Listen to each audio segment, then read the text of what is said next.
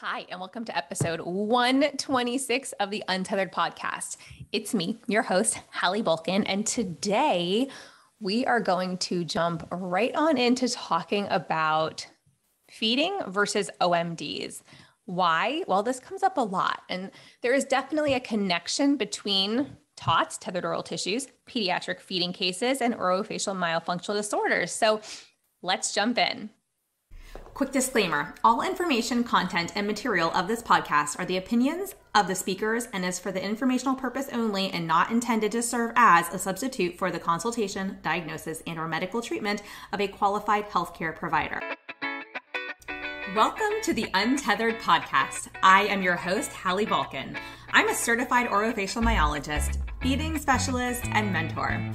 This podcast is all about getting your questions answered and collaborating with colleagues to bring you the most up-to-date information in the orofacial myofunctional therapy, tethered oral tissue, and airway space. I challenge you to keep an open mind and join my mission to get this information out to the masses. Let's get started.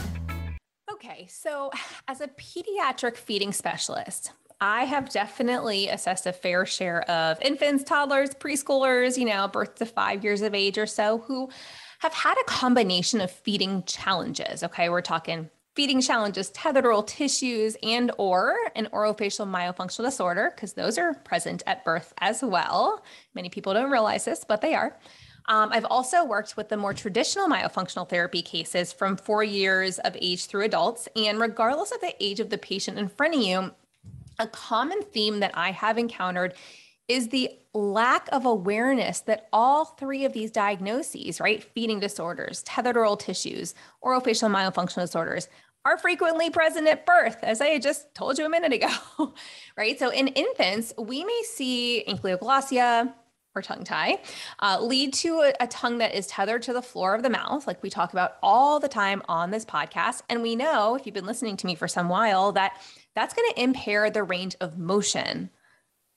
We also might notice that the tip of the tongue may not elevate when an infant cries. The tongue may be unable to suction to the palate, right, to the top of the mouth. It may be unable to cup around a breast or bottle nipple. That tongue needs to cup with the lateral borders, the side of the tongue, elevating, cupping around a breast or bottle nipple to, pull the fluid out, or it may have trouble lateralizing when stimulated, which is a reflex.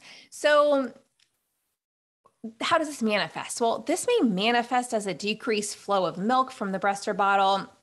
And maybe mom will appear to have supply issues that are not actually her fault. It's that baby can't tell her body, can't demand the amount of milk that it needs because it's inefficiently pulling milk from mom's body, right? And later it can turn into a munched chewing pattern that doesn't develop into a rotary chewing pattern or a diagonal chew pattern, especially when that tongue cannot lateralize food across molars to prep a bolus, right? And if you're new to all this, like a food bolus is basically a combination, really gross for some people, but cool for others, like, feeding geeks like me, it's a combination of your saliva and the chewed up food, which creates that quote unquote food bolus or bowl of food on the center of your tongue that's ready to be swallowed. Now, as a toddler continues to consume solid foods, we also might see some single-sided chewing, some large bites of food or overstuffing of the mouth, very common in a lot of our kiddos, pocketing of food in the cheeks, tongue dumping. So that's where the tongue doesn't move kind of like flatter in a flat position sideways. Instead, the tongue flips itself on its side, kind of like a dump truck. And we call it dumping, where they basically flip the food off the tongue onto the molars instead of moving it over, lateralizing the tongue with it remaining on the same plane. And of course, the ever discussed tongue thrust that people kids get referred to speech pathologists all the time for tongue thrusts. Well, the tongue thrust may be pushing against or between the teeth when swallowing to create the needed negative pressure to complete a swallow. Okay, so the tongue should be up on the top of the mouth, the roof of the mouth, the palate, whatever you want to call it. It should be up there sealing off the mouth, right? Sealing things off so that the tongue and the palate make contact. It seals off that small space in order to swallow back the food that's been prepped, the food bolus. And when it can't do that, when it can't create that negative pressure, it has to find another solution. And that solution is why the tongue pushes forward against the teeth to close off all the spaces between the teeth, and or pushes between the lips to close it off. If the teeth is not, if that's not good enough and not working, then the tongue will go even further and seal off the lips to, again, create that negative pressure needed in the mouth. Okay, but this is just a few examples of what might be observed. Like, yeah, there is a much longer list of symptoms, but these are some of the common ones that we discuss frequently with families, with other therapists. And so I wanted to highlight some of what we might see in this population.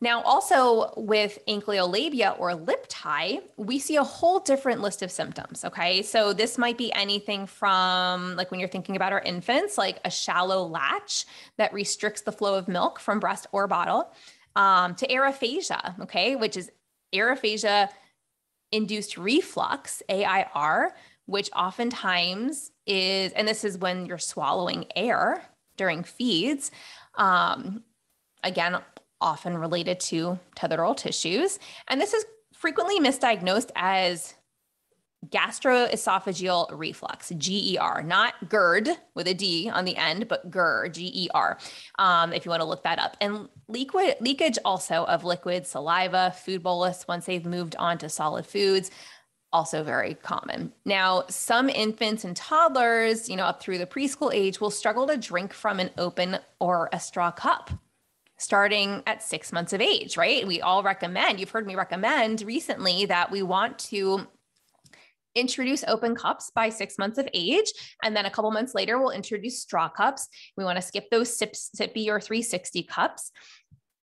But what if they're struggling to do this, right? You've introduced it a whole bunch of times. You've tried different ways of introducing it. It's not working. It's not going well.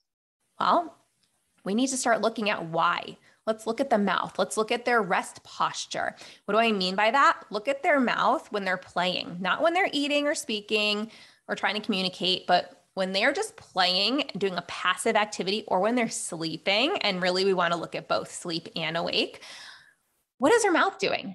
Because if they have an open mouth posture at rest, meaning the lips are not closed together, the lips are open apart, then that's a problem. We need to be talking about that.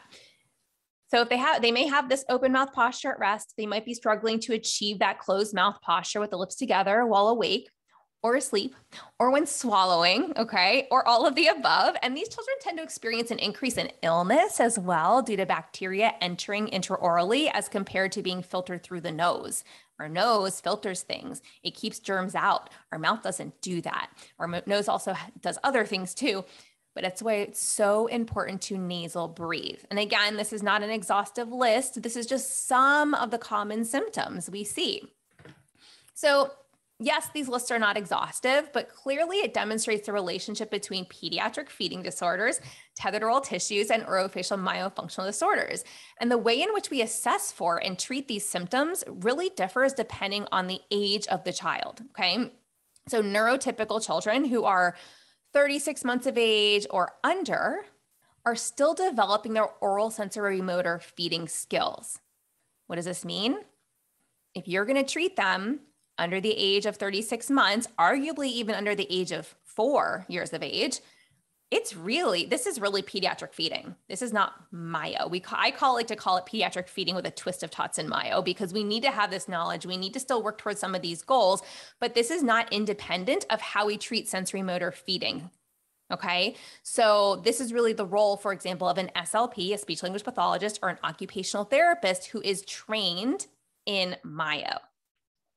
And why do I say this? Well, there's generally there's a combination of active and passive exercises or treatment approaches that we use, these therapeutic interventions that we use to achieve these pediatric feeding goals, right? So the problem is that those who are licensed to treat this population, speech language pathologists and occupational therapists, we are the licensed professionals. It is in our scope and not other scopes. There are some where physical therapists may have feeding within their scope. And so they may also do some feeding related activities, but typically a lot of the PTs that I know are often working on postural changes and not directly working on feeding.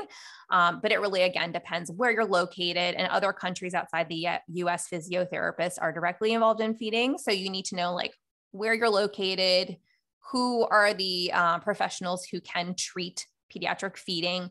And the issue is that these professionals are not always trained in assessment and treatment of pediatric feeding or in tethered oral tissues and or orofacial myofunctional disorders. So we have a problem, right? And this is why we're working to actively change this. When searching for pediatric feeding therapists for our birth to 4-year-olds, it's highly recommended that you search for a pediatric feeding therapist who has tethered oral tissue and or myofunctional therapy training as well. Your perfect unicorn has all three: pediatric feeding, tethered oral tissue, and orofacial myofunctional therapy training. Because as I said, I call these cases like feeding with a twist of Myo or feeding with a twist of TOTs and Myo. So we do have a directory actually for our pediatric feeding graduates. So Feed the Peds is the course that I teach. And we do cover this and teach this for this population in that course for SLPs and OTs who take that course. And you can go to pediatricfeedingtherapist.com if you're looking for a therapist in your area. If you can't find one, feel free to reach out to us and we can help connect you. But once a child is at the cognitive level, and I say cognitive level because it's not chronological age that, they've had a 4th birthday and here they're ready to go. No, they need to be functioning at least the cognitive level of a 4-year-old. Then they can generally start a traditional myofunctional therapy program with an SLP, an OT, a registered dental hygienist, or a dentist. And that said, this is where differential diagnosis is extremely important, right? It is the job of the receiving provider to ask the right questions, determine if a traditional myofunctional therapy program is the next best and most appropriate approach. Why do I say that? Well, we could have an individual with apraxia who is cognitively functioning at the level of a 4-year-old, but they really need an SLP. They need somebody who works with oral apraxia, possibly OTs, but typically it's going to be your SLP who's also trained in Myo, because that's going to require Myo is individualized, but this is going to be a much higher level of individualization that really needs to be tackled by somebody who can treat both. It looks very different. If you have a patient who has cerebral palsy, that may also be the case. So, and there could be many other diagnoses that we really need to work with a professional who is trained in working with that individual and their diagnosis, in addition to the orofacial myofunctional disorder and feeding challenges that this individual is experiencing. Otherwise, we are doing a major disservice to these pediatric patients. Now, what else can I tell you? So we can all agree that correcting the oral rest posture, oral prep, oral face swallow, plus nasal breathing and habit elimination are all up there on the charts of important skills to teach at a young age, right? But the success with a Myo program also depends on various factors, as I just explained, and I'm not going to repeat it, but as we just went over. And so when in doubt, I want you to contact your colleagues and co-treat across specialties, right? So for example, a registered dental hygienist may treat a 4-year-old with an OMD through a traditional Myo approach and then refer to an SLP, a speech pathologist, to take over when it's time to address any residual speech goals, or if the feeding goals go beyond prepping the bolus, okay? And it is the job of the receiving provider to always put patients first and provide them with the best therapeutic approach for their medical needs, right? Team approaches are always the best approach, and they get our patients the most effective results in their journey toward optimal health, which is what I preach all the time on this podcast. So we really need to make sure that we are not trying to be the do-it-all person or the jack of all trades person for that patient, especially if certain things are out of our scope. And you don't want to just trust every provider out there, because there are a lot of people, unfortunately, that work extremely out of scope in this space who say they treat children who are under the age of 4 cognitively, who treat children with multiple diagnoses who are medically complex. And truth be told, it's both illegal and it's also a major disservice to the patient and the patient's family. So I share this because I caution individuals to know who you're working with, to do your due diligence, and to work with the provider who is licensed in the therapy or the therapeutic approach that you are looking to engage in for your child. Now, all in all, it's important to remember that toddlers are still developing their oral sensory motor feeding skills until at least 36 months of age, right? So it's critical to understand that there exists an absolute connection between ped feeding, TOTs and Myo, but these pediatric cases require a pediatric feeding with a twist of Myo approach under the care of a pediatric feeding therapist with feeding and ideally TOTs and Myo experience, right? Your SLPs or OTs. So I just wanted to highlight this and really help delineate who to contact, because I get asked at least once or twice a day on social media, like, which professional, I'm so confused, like what professional should I contact for this? Or who do I talk to about that? And I figured it would be really great to just hop on here and give you all the rundown so you understand who you want to seek out and why. And again, you can go to pediatricfeedingtherapist.com, which is where we are Feed the Peds grads add themselves after they've graduated. We've had over 900 speech language pathologists and occupational therapists go through the program.